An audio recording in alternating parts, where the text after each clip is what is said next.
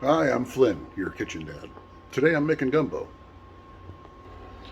We need to start with our mise en place, which means, well, just getting everything together.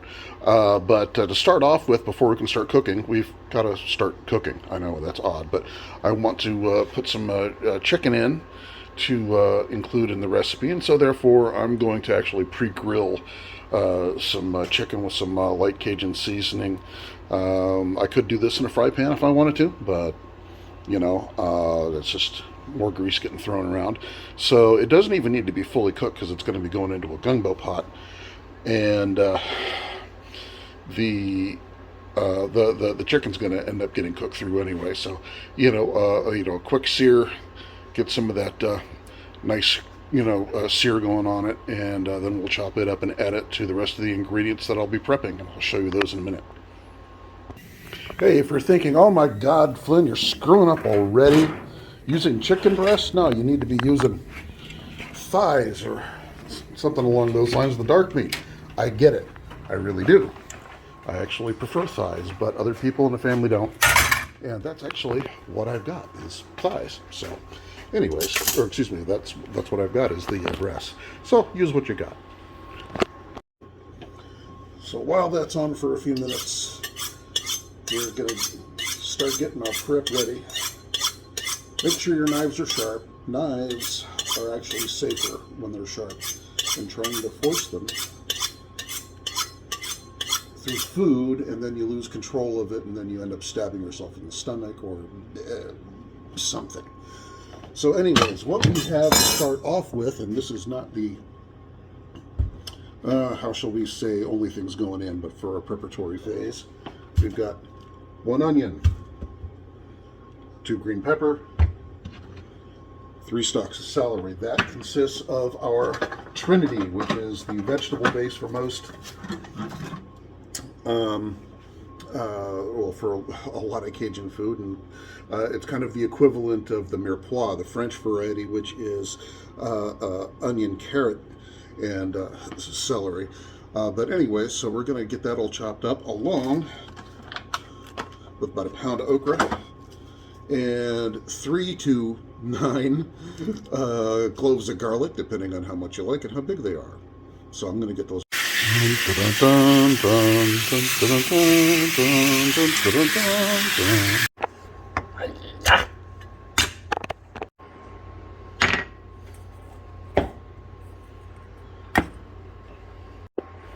And that's cooked to 165 internal. All right, now we come across to something that we call the roux. Every good thing starts with a roux.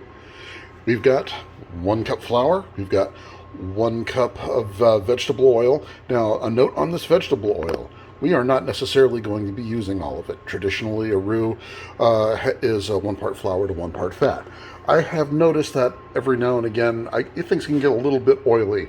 We don't need to use the whole thing, at least all at once. We'll reserve maybe about a 1/4 cup when we put the initial batch into our big ceramic cast iron Dutch oven, and then we'll judge if things start to get too mealy toward the end of the cooking. Then we'll add a little bit more of that oil into the roux. Now you can use peanut, you can use safflower. Then there's canola or any high smoke point oil that you want to use.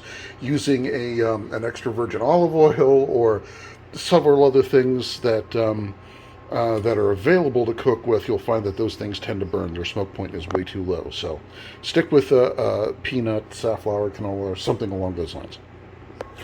Now, while all that's heating up over there, I'll be chopping up my protein. All right, now that that's all chopped up, wooden spoon at the ready. We really want to use a heavy pot on this.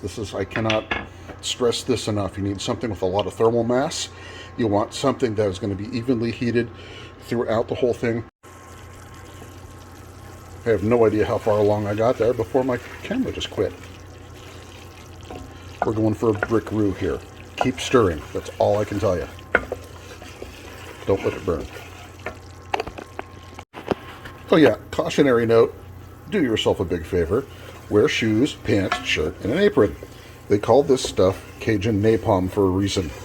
Get this stuff on you. It doesn't come off and it doesn't stop burning.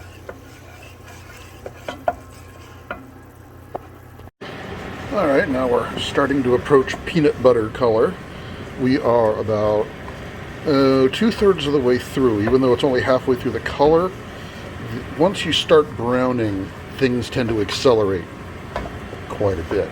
So this is where you got to keep your eye on it, because it will stop in it will be done in a second, and you want it to stop the cooking.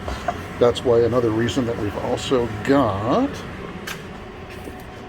all of our vegetables ready, because we're actually going to saute our trinity over there in the roux when it's done, and that will stop the browning process on the roux.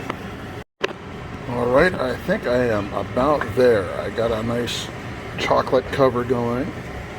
You could take this a little bit further and get that stuff, really kind of a dark chocolate, but you're kind of playing with fire when you do that.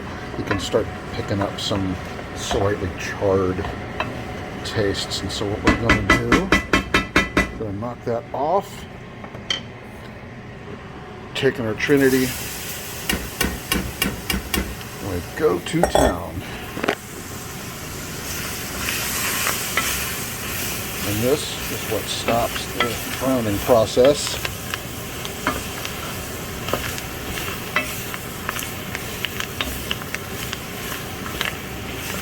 For the roux,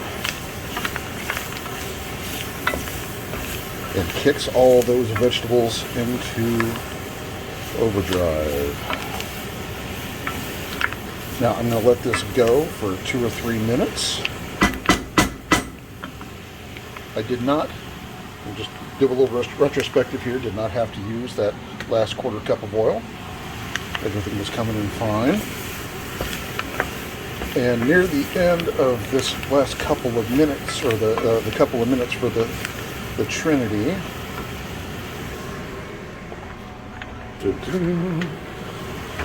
going to use the garlic. Garlic, wonderful stuff, but it also burns easily, so you don't want to put this in first. You want to kind of protect it a bit, if you know what I mean. Once garlic is singed, there is no saving a dish.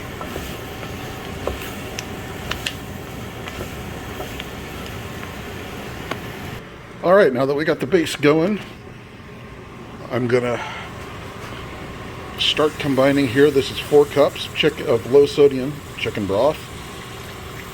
I have another 4 cups over there, kind of waiting in the wings. I probably won't need all of it. I imagine I'll probably end up needing 6 cups total.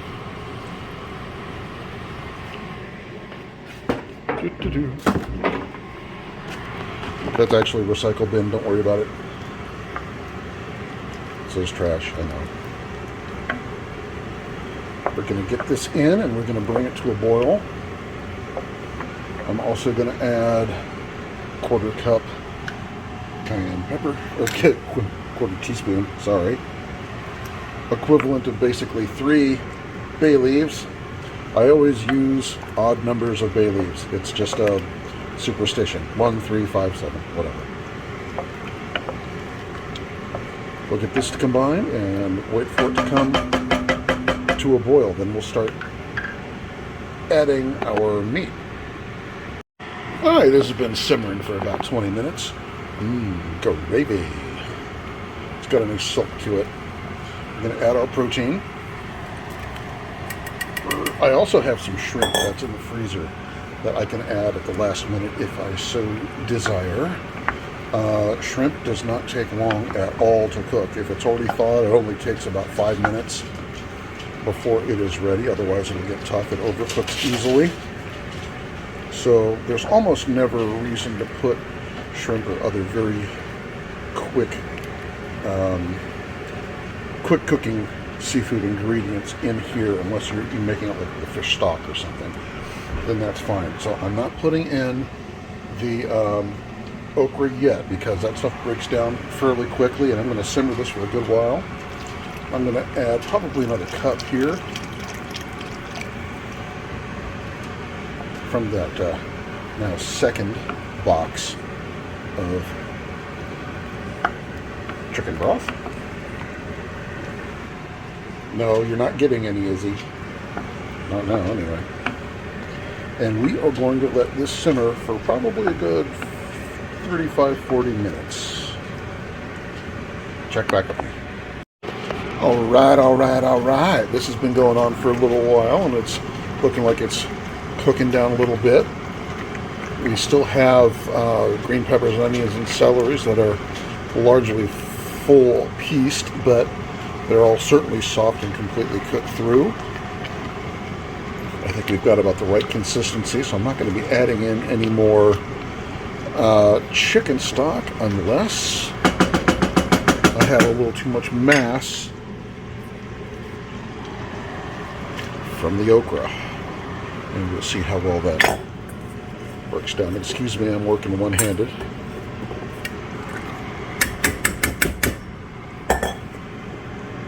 Okra tends to break down pretty quickly, but it also delivers that a little extra thickening. So we'll see how this goes. And we're going to give this about 20-25 minutes. And we are nearly complete here. I am going to take a little spoon. Dun, dun, dun.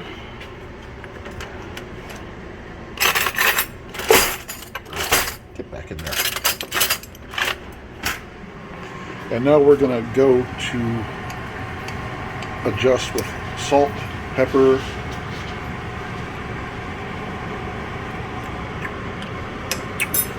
yep, that's nice. Okay, so we're going to add probably about a half to 3/4 teaspoon salt. That's going to be 3 good pinches. Dun, dun, dun. What are you going on about, Skylar?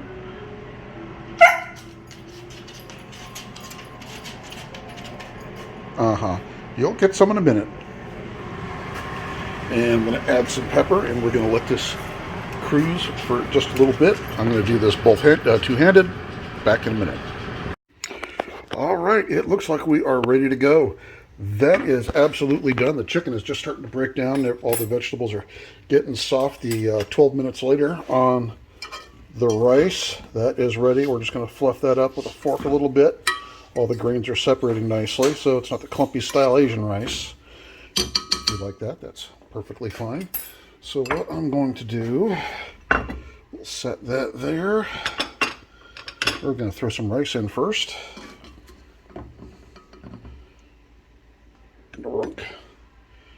Put that in on the side. We're going to get some gumbo. Make an absolute mess on top of the stove. Get that put right in. Now this is purposefully not very spicy. You probably questioned the 1/4 teaspoon of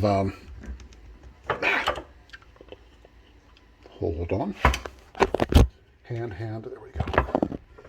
You were probably questioning just the 1/4 teaspoon of cayenne pepper when we were doing this, but I got a house full of people that just don't like all that amount of spice. So there we go. Throw on some green pepper. Put that in. Grab you a plate, y'all.